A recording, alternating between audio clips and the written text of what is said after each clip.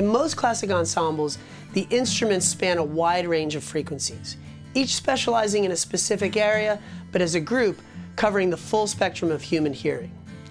Our process for reductive EQing carves space around the feature characteristics of an instrument to optimize each track, but at the same time, to make space for other instruments in the mix.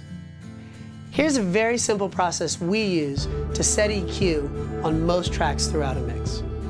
To demonstrate this process, we're using tracks from the song Perfect Day by New York artist Cassandra Jenkins, which was recorded as part of our documentary series, Shaking Through.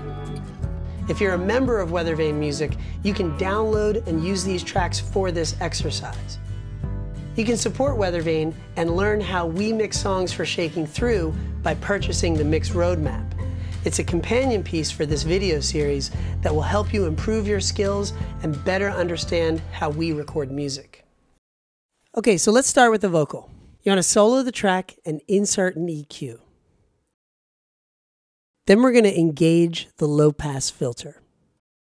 Now we want to determine how high the sound reaches into the treble end of the spectrum. So we're going to start with the low-pass wide open and slowly slide it downward into the high frequencies until you hear it start to affect the track.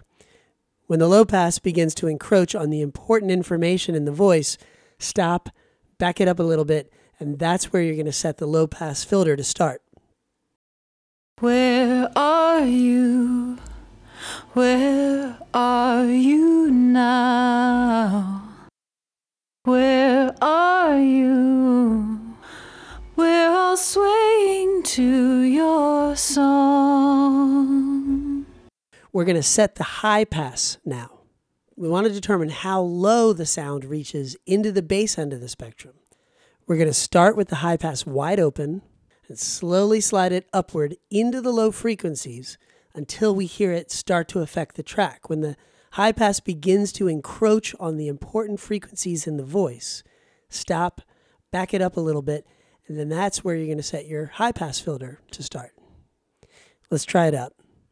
Where are you? Where are you now? Where are you? We're all swaying to your song. Okay? Now the last thing we're going to do, we're going to look for a range of frequencies somewhere in the mid-range to free up a little bit of space. To do this, we're going to make a narrow boost in the low mids, about 10 to 12 dB. Then we're going to sweep back and forth through the low mid-range.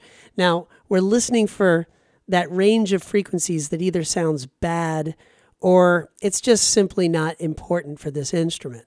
This is where we're going to make a nice, wide, gentle cut of about 1.5 dB to 3 dB. Where are you?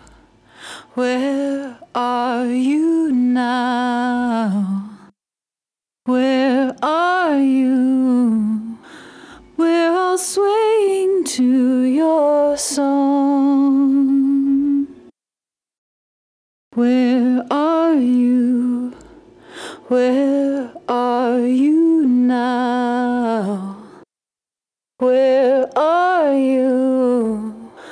We're all swaying to your song. All right, so now let's A-B the sound with and without this EQ. You want the feature elements of the vocal to remain intact, but you want all this space freed up by the process to now be available to other instruments in the mix. Where are you? Where are you now? Where are you? We're all swaying to your song. You see how all this space now, this is all free for other instruments in the mix. Let's try this on the bass guitar. Going to solo the track and insert an EQ. Start by engaging the low pass filter. We want to determine just how high this sound needs to reach into the treble end of the spectrum.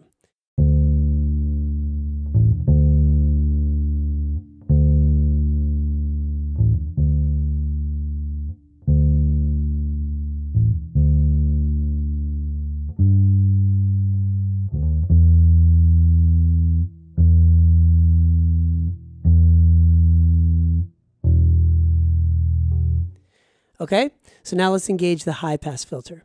We want to determine how low the sound reaches into the bass end of the spectrum. So start with the high-pass wide open and slowly slide it upward into the low frequencies until you hear it start to affect the track.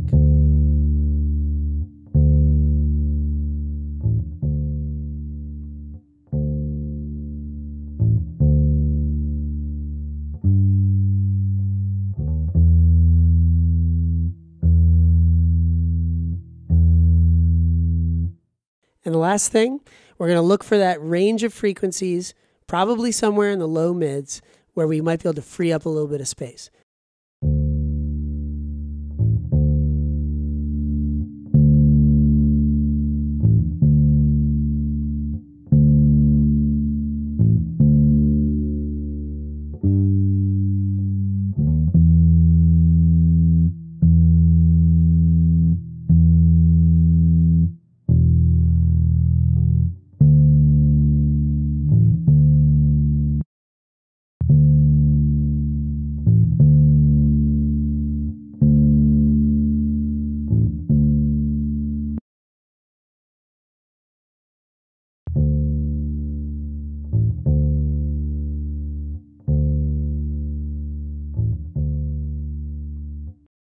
Did you notice how some of those frequencies start to distort? That's a good indication that those are hot spots.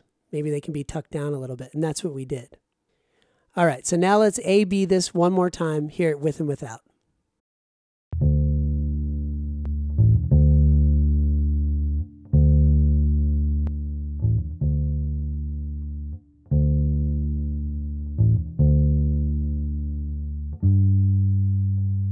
Again, the feature elements of the bass are fully intact. We're just clearing up all of this space around it for other instruments in the mix.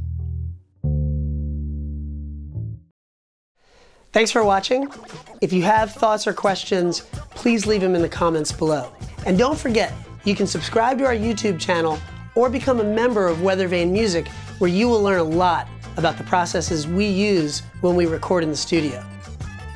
Weathervane Music is a nonprofit organization whose mission is to advance independent music and the community that surrounds it. Your support creates great new music and learning opportunities for people all around the world. Whether you make or record music, our programs help you to nurture and develop your craft. Explore what else we have to offer.